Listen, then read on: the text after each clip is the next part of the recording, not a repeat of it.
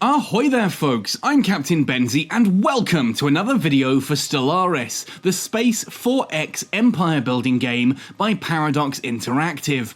In today's video I want to talk to you all about how to make really cool, fun to play races, because this is the fundamental step of enjoying Stellaris for me. It's all about building that empire that you have envisioned in your head.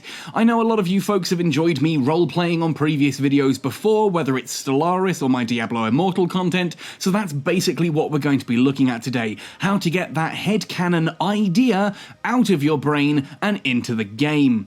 Now if you enjoyed this video, please let me know, hit like on it, subscribe to the channel if you haven't already for all things space gaming, Stellaris, EVE Online, EVE Echoes, Infinite Lagrange and many more to come as well. And if you do want to go the extra mile to help support this channel and keep me doing what I do, you can find me both on Patreon and a Redbubble merchandise store. Both are linked in the description. Without further ado though, let's jump right in to talking about building really cool races in Stellaris. So first of all, we're going to go into new game. There are other ways to do this as well, but the easiest way for me to show this is just to go into a new game. Now here straight away, on the left, you can see I've already built a couple of my own personal empires as well. If this is the first time you're logging into the game, you'll just have the standard ones showcased here and below, starting with like the United Nations of Earth. Obviously the different DLCs that you have available will change some of the functionality that you see here on screen as well. Now, whilst it can be interesting to jump into a preconceived empire already, like if you've, for example, you're a big fan of Star Trek and you quite like that idea of a federation of humans spreading across the galaxy, then the United Nations of Earth are very similar to that. Not quite like the United Nations of Earth in The Expanse, though. That's a very different thing we'll talk about later. So over here you can see the United Nations of Earth. If you wanted that Star Trek-y feel, we've got that beacon of liberty, idealistic foundation, xenophile, meaning you get on well with aliens, and fanatic egalitarian. It's all about being able to do what you want to do as long as it's not harming other people. You can see that humans are adaptive, nomadic, but unfortunately we are wasteful. And you can look at these traits across the other empires to get some really cool ideas as well. The ones I've gone for here, just some of the ideas I've had in the past. One of my personal favourites are the Kitsunari Republic, obviously a play on the Kitsune. The fox spirits in Japanese folklore. Again, these guys for me were all about science and freedom spreading across the galaxy, just as basically one gigantic science experiment, and so all of their traits reference that. Same with the Valurian Republic of Endless Skies. These guys were all about that freedom, flying, and just being free to do what you want to do, being typical birds kind of headcanon. Very simplistic idea, I know. The Krikmanir Dominion, these guys were going to be heavy imperial, follow the queen, build this empire of like burrowing arthropod, like heavy individuals. These guys are basically bug-like dwarves, if that makes sense in my head. They are authoritarian, they're all about the militaristic side of things with a warrior culture, and their spaceships and all this kind of thing. Might is right to these guys, and to them it's not necessarily about following like a religion. In fact, they are materialist. It's more about just might for the sake of might. You may have already seen my other Stellaris video where I showcased the Democratic Sathweer Confederation. These guys are essentially space pirates. They were a planet in my mind that unified from a dozen or more different pirate clans coming together and deciding that, well, we've got this brilliant ocean planet that we sail and we have bent to our will. Now let's take that out into the stars. And I then, I was learning Stellaris with a friend of mine here, Adam in Zimbabwe, and he was teaching me how to do Stellaris, and so I decided, wouldn't it be fun to play the bad guys? These guys are turtles, and it was all about bringing the turtle god's dominion to the universe. And so it was all about this concept of these guys, again, being might is right, but our god is better than your god, and they were going to turtle up, hence the joke, and spread out across the universe and just basically enslave and subjugate anyone that they met. Now, I'll be completely honest, I've said this with EVE Online, the fact that you can play the Amarian race, which are pro-slavery. There's always a bit of a contentious point about that how can you play and actually support a movement that embraces slavery?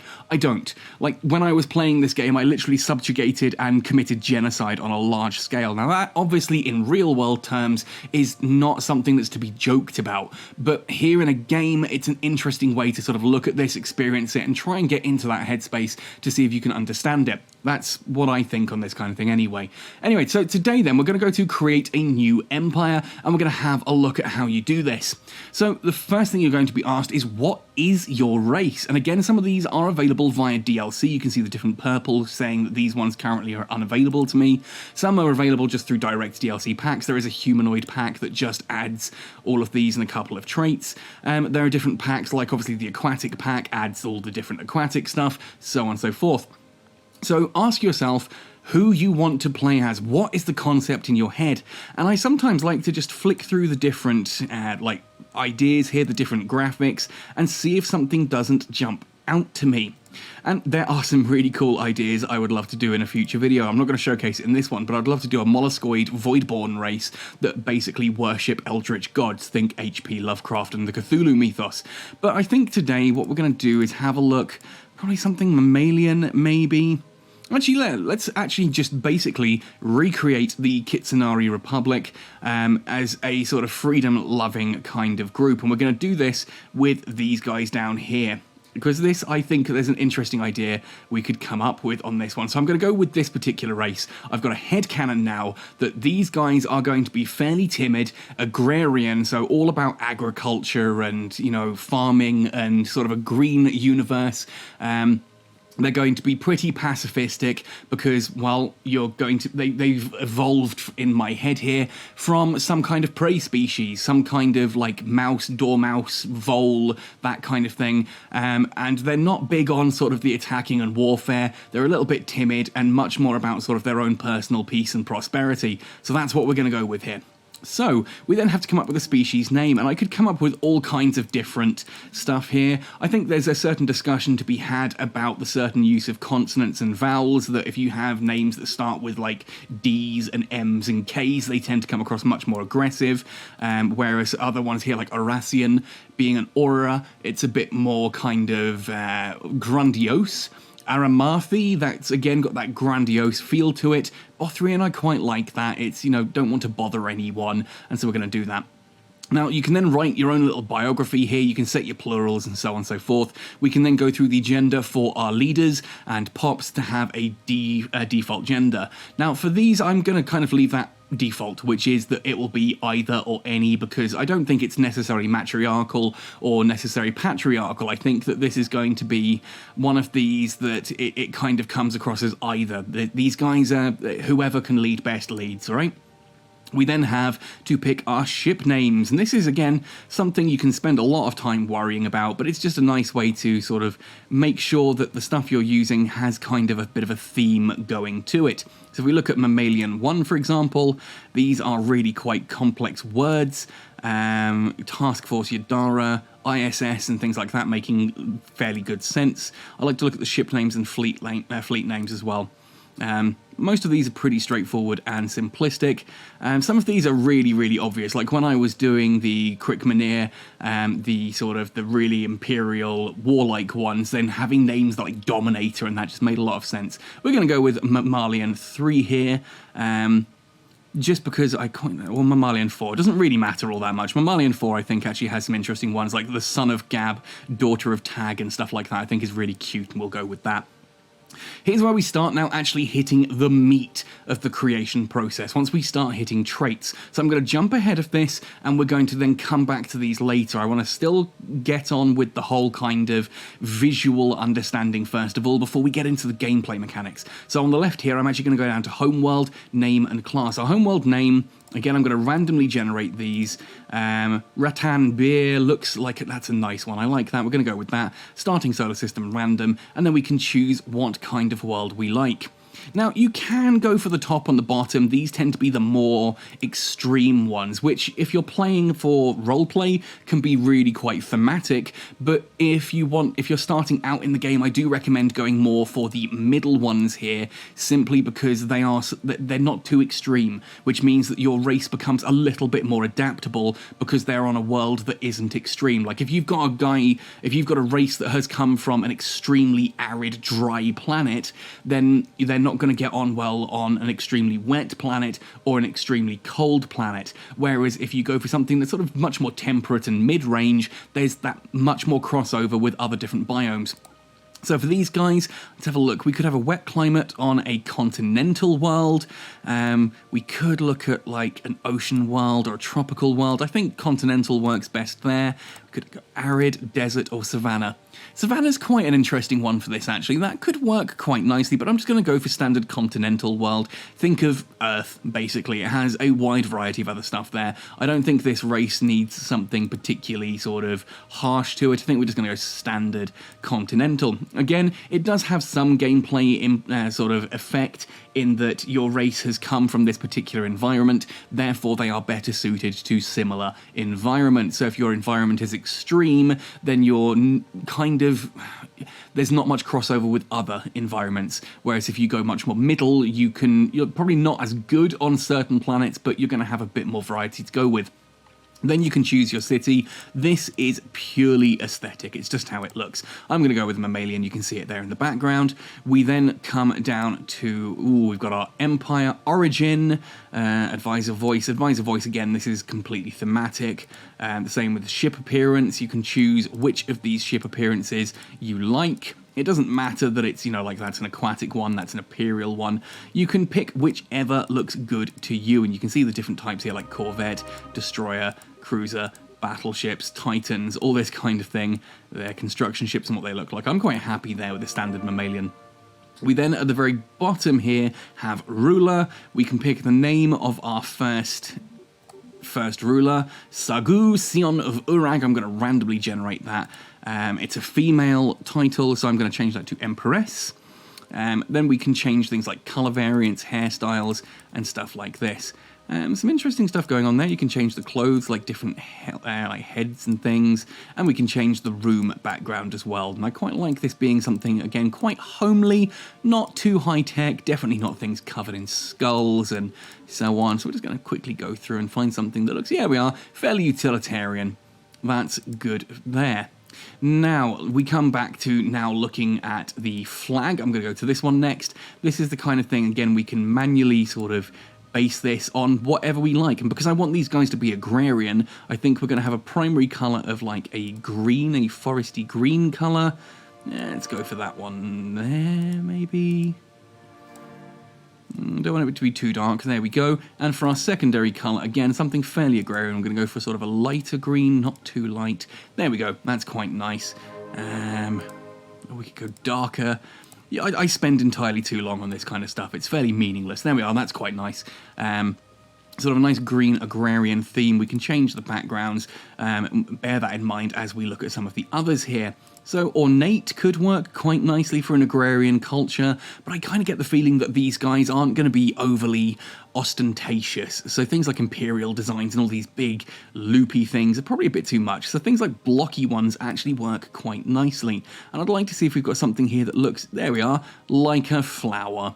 That will do beautifully there, right in the center of a circle. We can play around with this and have a look if it seems to fit in some of the others. I'm going to go with this one because I like the concept in my head all of a sudden that is representing the basket of fertility of Rattenbeer. That's what we're going with. That's my headcanon now, and you cannot get me out of that. So we're going to click next on that, and it brings us back to ships. So now we can start looking at some of the other stuff that is much more gameplay related. And first of all, we're going to start with traits. Traits are based on the race themselves. This is how your people are. And you have two points that you can pick up to a maximum of 5 different traits. You cannot have 6 traits no matter how you do this, and you have 2 points. Now you'll notice that these ones at the top here are all costing 2 points as well. So if I go agrarian, which makes sense after what I've been saying, right, I have no trait points left. Which is why if we scroll down, we can start to find some of these rapid, like these negative traits, these red traits, and these will actually give us points back. So I'm going to put weak on there because, well, we're little rodent people. We're not particularly strong.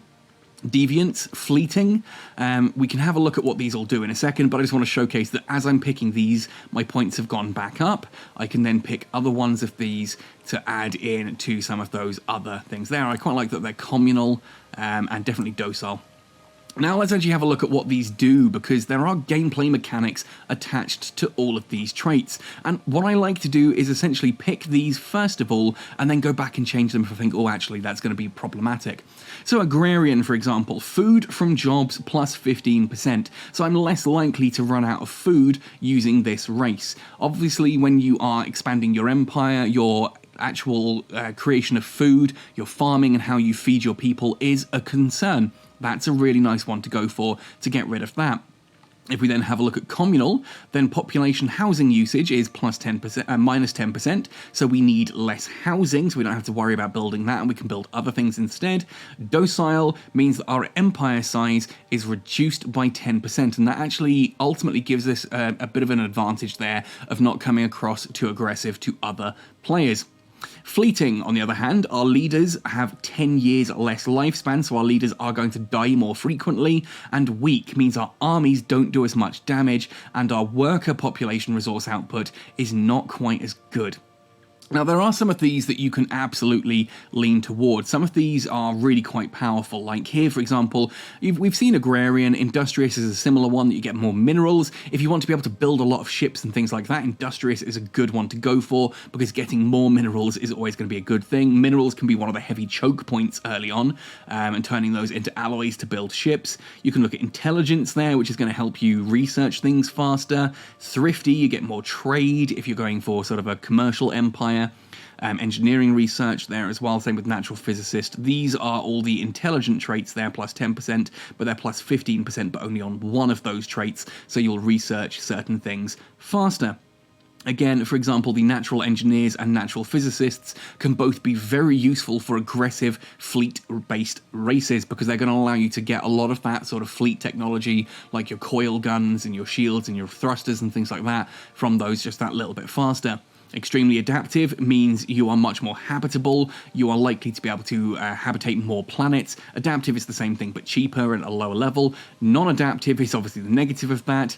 Population growth, speed and slow breeders, rapid breeders and slow breeders is how quickly your population grows, which is useful especially when you're colonizing or when you're wanting to sort of fulfill jobs and things like that. There are benefits and downsides to that as well. That obviously the faster that you grow, the more quickly you can expand, but at the same token, the more quickly you're going to have to account for that expansion and actually look after those individual people. So there's a bit of an upside and a downside there to any of those. Talented and quick learners are about your leaders and about how much experience they can get. Same with slow learners being the opposite. Traditional gives you unity. Unity is a very important thing early on, and it really helps you sort of bring your empire together to earn some really cool bonuses. If you're really not sure what to go for, unity is always a fun one. Quarrelsome as well, again, this is the opposite. I really don't recommend this because that's a really tough thing to get otherwise.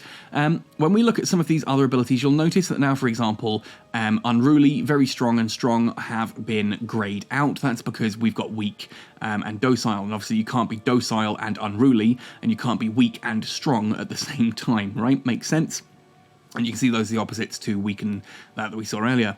Nomadic helps us grow through immigration, so moving into other people's empires and vice versa. Sedentary, on the other hand, means that you are very much set in your own ways. This can be a really useful negative one if you don't really want to worry too much about immigration and emigration, then sedentary can be a really nice one just to buy yourself some extra points there without worrying too much about it, about what's going to happen there. I've also just realized I am a point over. We'll have to sort that out in a moment. Solitary, again, population housing usage goes down, and you can see basically what most of these kind of do, and venerable is a big one for making sure that your leader stays alive. If you're going for sort of like an imperial empire or kind of a faction that is going to be a sort of like a dictatorship of kinds where you've got one person leading it, venerable is a very useful trait there. And some of these as well are linked to certain races or DLCs, which you'll see as well as we go there. Now, ultimately, I need to decide between communal and docile because I've got 1 point under. I think communal's a nice one. I think docile, empire size, we don't need to worry. It's so fitting, though. This is the problem. I find that sometimes it's like, whoa, what do I want to do? What do I want to do? I could add another negative. Slow learners, no. Slow breeders, no. Non-adaptive, hell no. Quarrelsome, no. Sedentary, no. Deviant, decadent, it's possible. Decadent sounds worse than it actually is. I think wasteful is probably going to be the one here. No, we're agrarian. No, we're going to go with decadent. This species believes that whenever there is hard work that needs doing, that work is always best done by somebody else, which is ultimately going to make our workers less happy for the most part, and our slaves less happy if we had slaves, which we won't do on this particular character. But yeah, screw it, let's go with that one. These guys have been the prey for so long, they want to be... No, we're not going to go with that. We're just going to take communal off and we'll go with docile instead. Communal, I think we can do without. I was going to say these guys have been the prey and now they're looking to take over. No, I think that's kind of just ingrained on an almost genetic level now for these poor little guys. So let's continue moving down. We've done name and class, city appearance, origin, government, and ethics. This is another big one like this where you have these points. Ultimately, first things first, you have to pick your ethics. And this is done on kind of a radio diagram here, and it's worth noting that they are always opposite each other. For example, you cannot be militaristic and pacifistic, right? You can't be a militarist and a pacifist at the same time. You can't be spiritual and material. You can't be authoritarian and egalitarian. You can't believe in, like, everyone has to be controlled by the state whilst also believing in personal freedoms. You cannot be xenophobic and not wanting to integrate with other species whilst also being xenophilic and wanting to integrate with species. So this allows you to then kind of make choices based on your empire. Spiritualist is really useful if you believe that your particular race happens to have some kind of god or spiritual belief that goes for them. For these guys, pacifist is absolutely one of the ones we're going to be going for, and it's worth noting that some of these have very big changes. For example, here, pacifist cannot use unrestricted wars. We can only go to war for certain reasons. We do not believe in unrestricted war. We cannot engage in indiscriminate orbital bombardment. We believe that that's wrong to just indiscriminately target an entire planet. But we get more empire size and a better stability, which is nice. We can look at fanatic pacifist, which means we can only use defensive wars. We cannot engage in indiscriminate wars. And the empire size from populations, again, is a nice boon there. We could be materialistic as well and have a look at what that does here. You'll notice that these allow academic privilege. They can't use AI outlawed because they believe that AI is a good thing, and they can't use robotic workers outlawed, which you will get with spiritualist. If you look at these, they can build temples and they have full AI, they can't use the full AI rights. And once you go fanatic, then again, same kind of thing, you can't do certain things. These restrict how you work, and so it's worth having a look at these. And I think ultimately for these guys, we're going to be going probably along fanatic pacifist. These guys are going to be terrified of war. They don't want war. So we can see empire size and population and stability both there as our benefits, but we can only use defensive wars. I cannot go to war with someone just for the sake of going to war. Egalitarian looks like a nice, interesting one here. It will stop us using autocratic government, but it does allow utopian living standard, which is really nice. It's worth noting on this front as well that things like some of the militaristic ones here, the xenophobe as well, these have some really nice bonuses to them. I know that's like the xenophobic is a bit of a... But that starbase influence cost is really useful for spreading your empire quickly. The fact that you're here, the claims and the ship fire rates, these are really useful for going to war with people. I don't want to be going to war with this race, so I think possibly looking at egalitarian could be a nice one to go for. I don't want autocratic government. I'm okay with non-autocratic government. Do I want to go? I've only got one ethic point, so I can only go to sort of the green level here. I could go materialistic. The idea that these guys use robots and stuff, yeah, let's go with that one. Now this gives us the opportunity to pick our authority, and these will change, and you'll only have access to certain of these based on, one, your race and other decisions you've had, including DLCs. For example, here, Machine Intelligence and Corporate are both locked behind DLC. Beyond that, though, there are certain ones you saw. For example, I cannot be egalitarian and autocratic, which means the dictatorial and imperial cannot be chosen because they are autocratic governments. I haven't chosen egalitarian, so I could go for dictatorial or imperial if I wanted to. That said, I kind of think that democratic is going to work for a race of... Would it? A race of originally prey species coming together with like a full democracy behind them? Oligarchic, they hold an election every 20 years to select a new ruler, but it's not necessarily... It's a lot longer. Democratic governments have regular elections where all citizens can vote on who should represent them. Oligarchic, however, are ruled by a small group of individuals that hold all political power. There are advantages to both systems. Dictatorial governments are ruled by a single individual for life that wields absolute control over the state, and imperial is obviously that kind of... the throne is always inherited by a designated successor. Imperial is definitely not where these guys are going, and they're not a hive mind either. So dictatorial could do that they all just follow one person because that one person brought them to safety. I think we're probably going to be going down a council approach here. No, sorry, I clicked the wrong thing. We're going to go oligarchic there. These guys are going to have a council that basically does everything for them.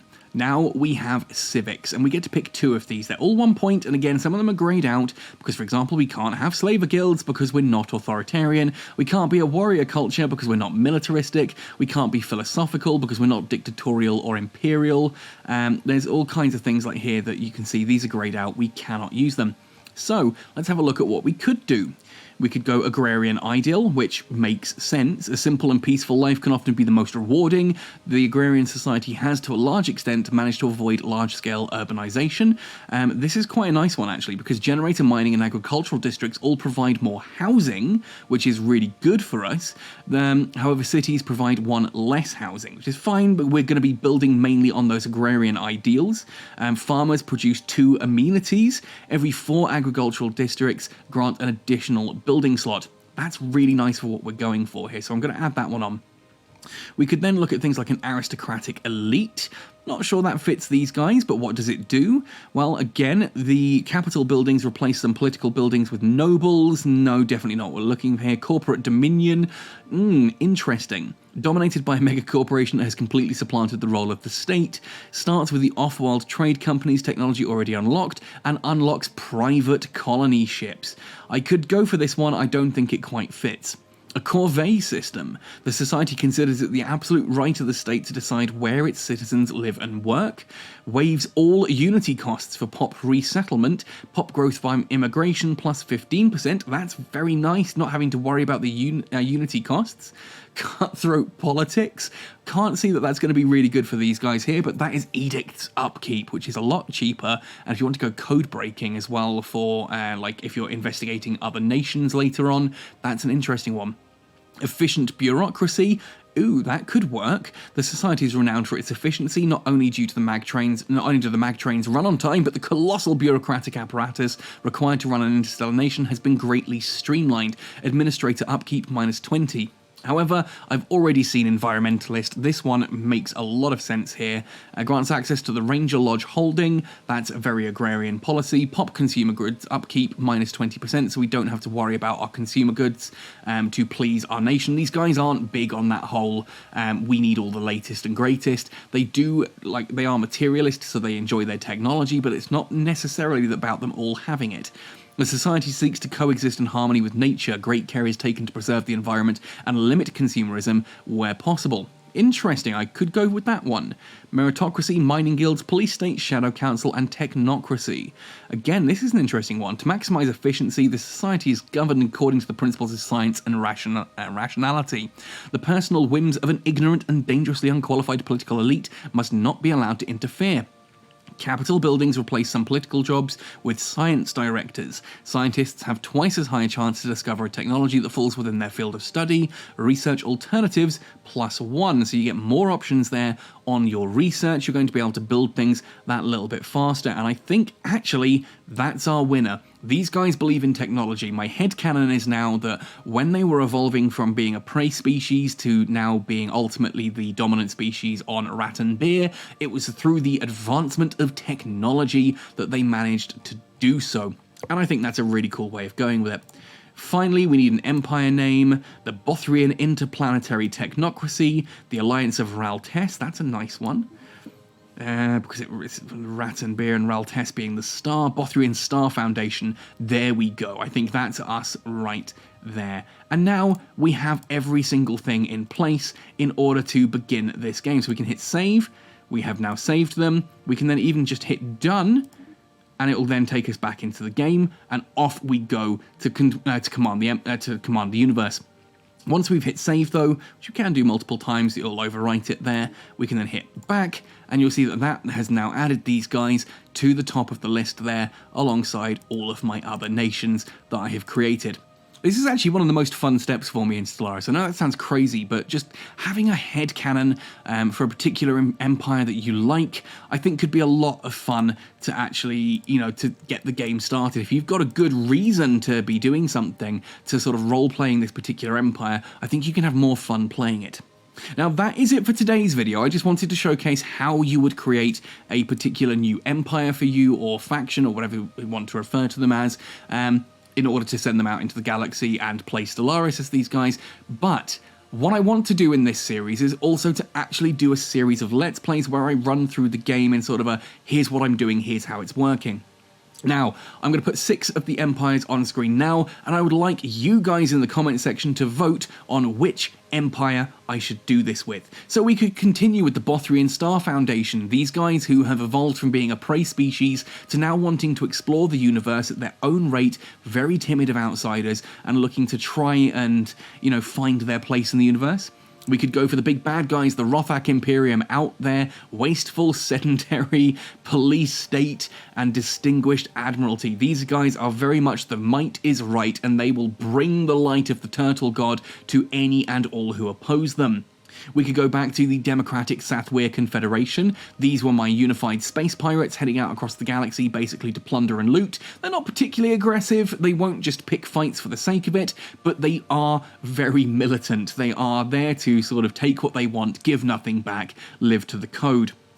The Valyrian Republic of Endless Skies. Again, all about freedom, just personal freedom, spreading out across the galaxy, doing what they want to. They are spiritualist but fanatic egalitarian. It's all about the freedom. They don't believe in a god, but they do believe in sort of a higher purpose. That higher purpose is their own freedom.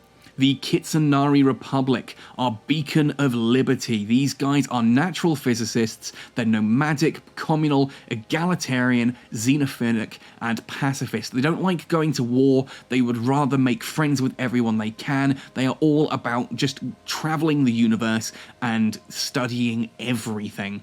And the Crickmanir Dominion. These guys, again, distinguished admiralty, warrior culture, authoritarian and militaristic, with a bit of materialism going on there. They're not spiritual. These guys aren't big on that whole, like, we're here to take over because our god told us to. These guys want to take over just because they're better than you. So let me know your thoughts and opinions in the comment section down below. What kind of race would you be looking to create if you wanted to come play Stellaris? And what kind of race should I be playing in my series where I showcase how this all works? We're going to jump into the game, we're going to go out there, conquer the universe, or get utterly wrecked by whoever else is out there. And I want to know who you want to see me play as. Let me know in the comment sections down below. Otherwise, folks, thank you for watching right the way through to the end. Happy sailing, and see you all next time.